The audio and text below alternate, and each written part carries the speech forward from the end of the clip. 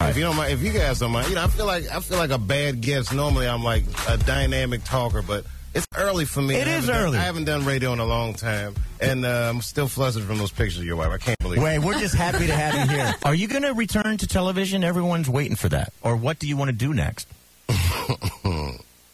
Well, it's funny, man. You know how you went through that major drug problem. Yeah, it took me down, man. It's similar. It's kind of like I'm trying to kick.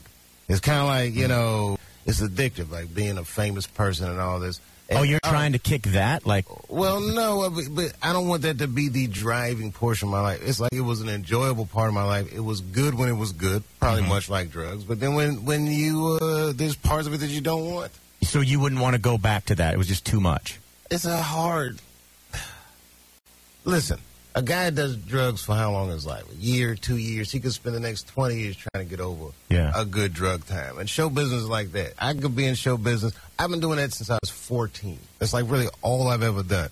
And when the show ended the way it did, I was, to say the least, very disappointed. Yeah. So I'm taking real estate classes, and I'm just kidding. I'm not. TV was fun. Television was fun. And music. You on your TV show, he highlighted some music artists that now are like the biggest things in the industry. Kanye West, when he was in his infancy, just started making beats and doing stuff. Hey, with my Khaled. show was his first time on television. Was it really? West, his Kanye's show, first yeah. crazy. I didn't know that. Can you believe it? And now, what do you think of this Watch the Throne with Jay-Z and Kanye West? All right, I just downloaded it yesterday, and I haven't listened to the whole record. Real talk. You have any material on his skinny jeans? No, I didn't know. Actually, I did see Kanye at Coachella. Oh yeah, which was great, man. Like pyrotechnics and fireworks. Red leather pants. He had the red leather Eddie Murphy delirious suit on. Yes, he did. He ripped it. I mean, it was a good show. So when you ran into him, I mean, did you guys hang and talk at all? Yeah, because you'll see all this media hype, but he was nice, man. He, wasn't awkward. He was real friendly and not standoffish. No sign of an ego. Are there any big celebs that you do hang out with? Or are you kind of like I just hang with my friends? That's not even that. I live in Ohio, in a part of Ohio that not many big celebs ever come to. So Drew Carey and Bone Thugs and Harmony. That's what you got. Yeah, I would have to drive 3.5 hours to see someone from Bone Thugs. I don't see anybody. I live in a bubble. That's why I'm here this morning.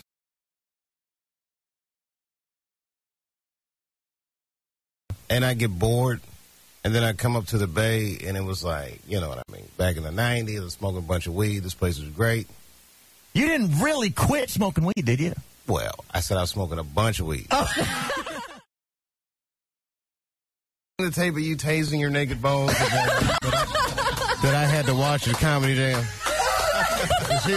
Wow, your memory. What a show that was. I'll never forget that. People were going nuts. I've never seen anything like that. Going nuts. And huh? I've done, yeah, no pun intended. No pun intended. Dave comes out on stage, he goes, now how am I going to follow that? Tasing balls. Yeah.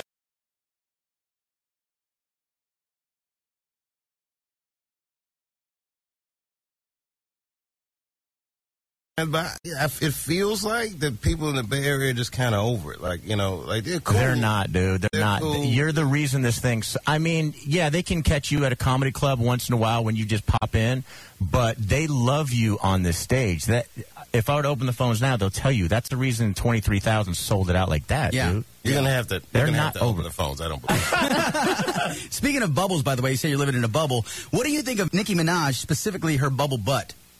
Nicki Minaj, she's a good-looking girl. And he's talking about her ass. Keep asking me about all these girls. And We want to know.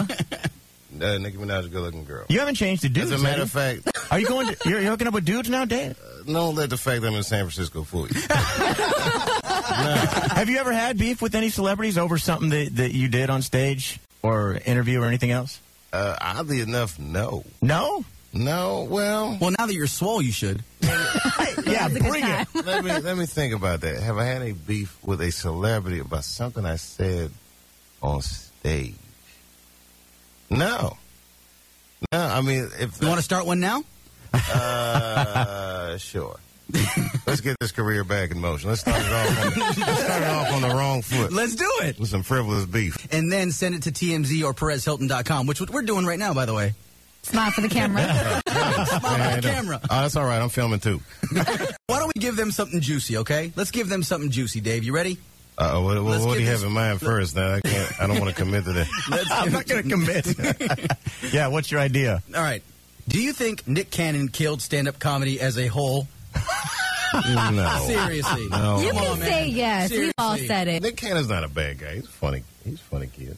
Joe, you didn't even believe that yourself. Yeah, when you said that, I just heard BS. Listen, I think you need the Nick Cannons of the world. Otherwise, how would Dave sound so genius and be so amazing? That was a compliment and a diss at At the same time. There was a very talented radio judo move. Did you hear that? Thank you. He big up me at the expense of Nick Cannon. You know, Nick Cannon, I got to respect this hustle, though, man. Yeah. Yeah. Why are you trying to start drama? But sometimes I do say, like, hateful stuff about other comedians. But I'll be joking. That's why I don't want to. Like who? And what do you say? like ball busty stuff. But it's, but nothing, sincere. I mean, a little longer. I know that's a radio faux pas. But I've been listening to a lot of NPR. That's why I do that. I think when you talk about Iraq,